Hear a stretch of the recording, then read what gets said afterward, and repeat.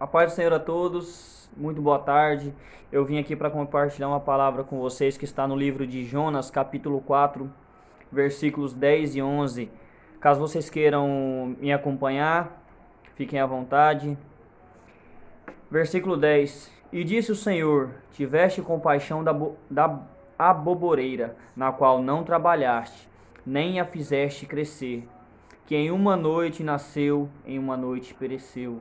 E não hei de eu ter compaixão da grande cidade de Nínive, em que estão mais de 120 mil homens, que não sabem discernir entre a sua mão direita e a sua mão esquerda, e também há muitos animais.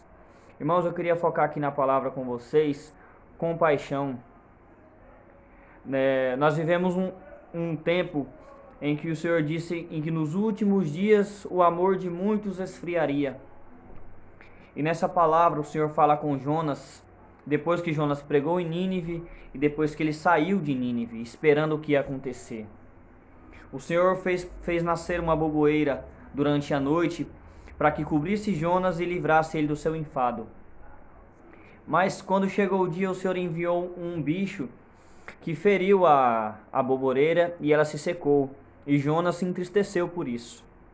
Nessa mensagem eu queria deixar como exortação da parte do Senhor que nós vivemos em tempos que as pessoas estão dando mais valor, mais compaixão àquilo que passa, né? O Senhor nos dá muitas coisas. O Senhor nos dá livramentos, o Senhor nos dá bênçãos materiais, financeiras, mas tudo isso passa. E quando nós perdemos isso, porque o mesmo Deus que dá é o mesmo Deus que tira, nós nos entristecemos. E eu estive refletindo nessa palavra alguns dias, e eu parei para refletir sobre a minha vida, sobre as coisas que me entristeciam, eu acredito que entristecem a muitos. E refletindo nisso, o Senhor me mostrando, eu até me sinto envergonhado, porque o Senhor nos dá muitas coisas, mas Ele também nos tira. E nós nos entristecemos por coisas banais, coisas tão inúteis aos olhos de Deus, coisas que para Ele é um estalar de dedos. E o Senhor vem nos alertar nessa palavra que chegou um tempo que, ao invés de nós nos entristecermos por talvez você ter perdido um emprego nessa quarentena, ter perdido um ente querido, é lógico que perder um ente querido é horrível, ninguém quer. Talvez você tenha perdido uma casa, um carro, uma moto, né? Muitas pessoas perdem coisas talvez muito piores. Mas nós temos a mania de ter mais compaixão de coisas do que de pessoas. Tem uma parábola da dracma perdida, que se eu não me engano está no capítulo 23 de Mateus. Uma mulher perde uma dracma e ela revira toda a sua casa procurando uma dracma. E depois que ela acha essa dracma, ela chama as suas amigas e fazem uma festa para comemorar uma dracma. Mas nessa mesma parábola, tem a parábola do filho pródigo, né? E nessa parábola que todos conhecem, mostra que quando nós estamos num período que nós nos entristecemos por bens materiais, mas pelas pessoas que estão sumindo, pelas pessoas que estão saindo das igrejas, pelos jovens, pelos adolescentes e também por aqueles que estão lá fora, nós não nos importamos muito. Nós nos entristecemos por coisas que nós não trabalhamos, coisas que não são invenção nossa, coisas que nascem numa noite e morrem no dia. Mas tem uma coisa, irmãos, que não passa, e a palavra do Senhor ela não passa. E tem uma coisa que Deus ama mais que tudo, é a sua alma, é a minha alma, é a alma daqueles que estão lá fora. Muitas vezes porque o Senhor nos salvou, nós nos contentamos com isso, sem merecer, porque nós não merecemos. Nós nos contentamos com isso e nós não vamos fazer o que o Senhor nos mandou fazer, que é o ide. Ide e pregai o evangelho a toda criatura, batizando em nome do Pai, do Filho e do Espírito Santo. É o que o Senhor quer de nós. O Senhor já nos livrou, o Senhor já nos salvou. Mas para isso Ele teve que morrer numa cruz. E nós nos entristecemos. Eu sei que assim vocês como eu já parou para refletir naqueles momentos em que Deus foi preso no Getsemane, apanhou, foi acusado injustamente, foi chicoteado, foi humilhado, foi cuspido e depois crucificado e derramou sangue por mim e por você. E é muito triste lembrar disso. Muitas vezes chorei pensando nisso. Só que refletindo nessa palavra, nós nos entristecemos por um Deus que está vivo, que ressuscitou, mas nós não estamos nos entristecendo por aquelas pessoas que estão morrendo lá fora sem Jesus. Tem tanta gente morrendo lá fora e nós não paramos para fazer nada, que está precisando daquilo que tem dentro de você. Que o Espírito Santo habita em você. O Espírito Santo habita em mim. Aquele Jesus que morreu numa cruz está dentro de você. E o Espírito Santo, ele serve para dar testemunho da morte e ressurreição de Cristo. E se ele serve para dar testemunho e ele habita dentro de você, você tem que testemunhar para as outras pessoas.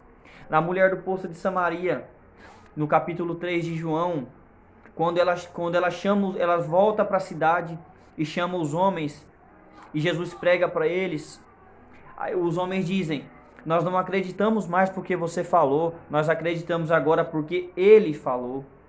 Então o seu papel é ir e falar as boas novas, se entristecer, chorar, orar, pedir, clamar por aquelas pessoas, é o meu papel. E quando essas pessoas ouvirem o seu testemunho de Jesus, elas vão vir. Porque a partir do momento que você fala, a partir do momento que você ora por ela, você planta uma semente.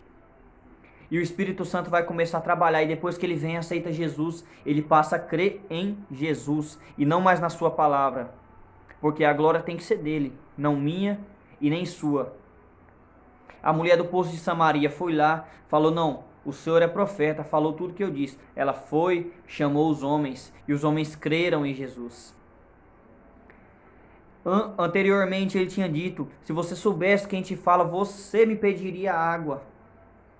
E eu te darei água das fontes da vida. Uma água que você não sentiria mais sede, que você não precisava mais voltar nesse poço. E é isso que o Senhor quer de nós. E o Senhor já fez por nós. A água, o Espírito Santo, ele também representa a água. E essa água está dentro de você e você jorra essa água. A água que vem do trono passa por você e serve para alimentar as pessoas. Essa mesma água que você busca, a água que você busca em oração, é a água do Espírito. Mas a nossa comida que o Senhor fala depois, logo depois, né, onde o título é a ceifa e os ceifeiros, que os seus discípulos chegam nele e falam: Senhor, quem te deu de comer? Ele disse: uma comida eu tenho que vocês não sabem qual é. Algo está escrito algo assim. A minha comida é fazer a vontade do Senhor. Essa é a minha comida, essa é a sua comida. Se alimentar de Jesus. Quando nós buscamos água, ele nos dá água. Mas o alimento é fazer a vontade do Pai. Quando nós fazemos a vontade do Pai, nós estamos nos alimentando dele. E a fazer a vontade do Pai é o quê? Pregar o Evangelho. Você tem que pregar, eu tenho que pregar.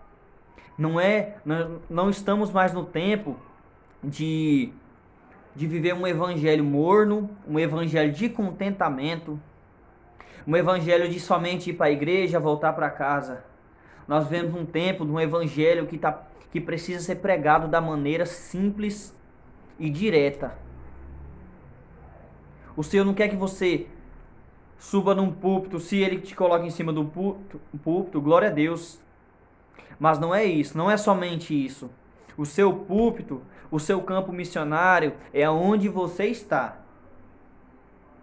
O Senhor diz que a quem muito dado, a muito é cobrado. E você olha e pensa: mas o Senhor não me deu nenhum dom. Eu não prego, eu não canto, eu não oro, não sou muito de oração, eu não tenho nenhum talento.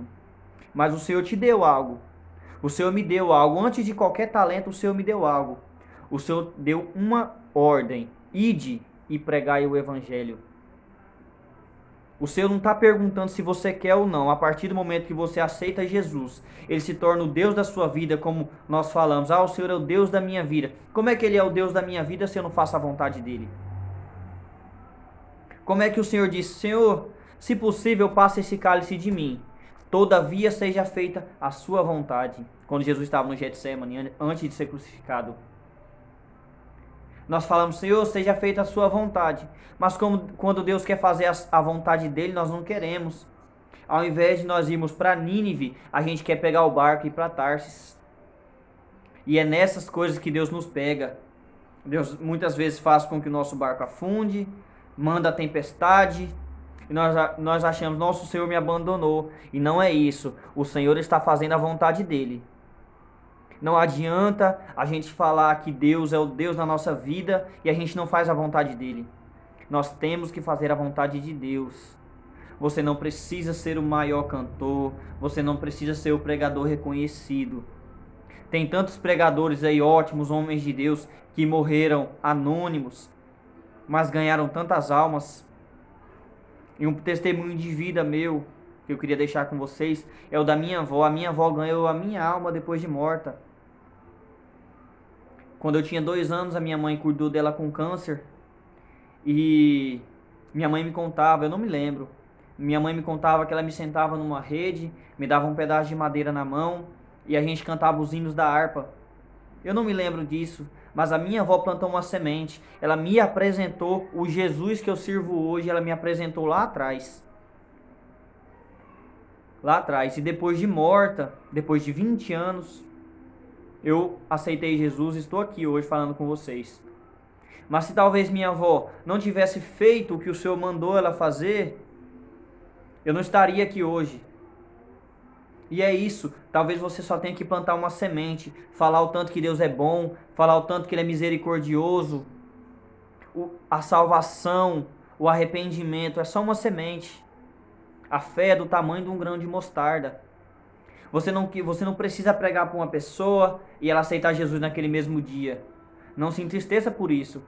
Alegra que o teu nome está escrito na vida, no livro da vida. E se alegra mais ainda de fazer a vontade do Senhor. Nós temos que fazer a vontade dele, nós temos que agradar, nós temos que cuidar do que é dele. Porque o Senhor disse que não entregaria o reino de Deus nas nossas mãos. Porque antes de Jesus vir, estava nas mãos dos fariseus que matavam profetas. Mas Jesus veio e entregou nas nossas mãos. O reino de Deus está nas nossas mãos. E nós temos que fazer com que ele cresça na terra. E é só pregando o evangelho. Quanto mais nós pregarmos o evangelho, mais nós apressamos a volta de Jesus, acredito eu assim. Quando o evangelho for pregado em todas as nações, quando todas as pessoas, todas as nações conhecer o evangelho, Jesus volta para nos buscar. Então cada um fazer a sua parte, mesmo com dificuldades, mesmo com percas. O Senhor quer que você, que eu, pregue o evangelho. O Senhor não te deu o espírito de vergonha, foi de ousadia. Acaba com a sua vergonha em nome de Jesus. A partir de hoje, você que vai ver esse vídeo, vai acabar com a sua vergonha. E o Espírito Santo vai agir na sua vida e você vai começar a pregar.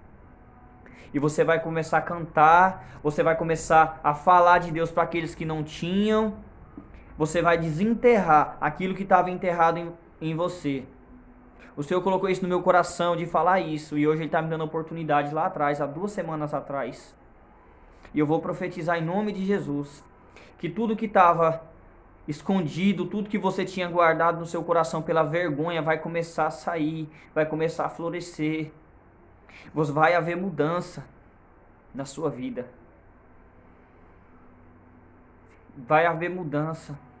Essa pandemia não é para você ficar dessa forma. Essa pandemia é para você crescer.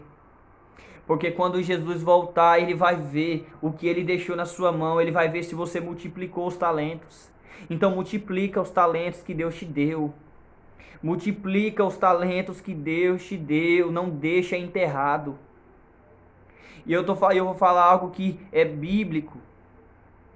Quando o Senhor voltar, o Senhor vai chamar muito servo de maldito, porque pegou o que Deus deu e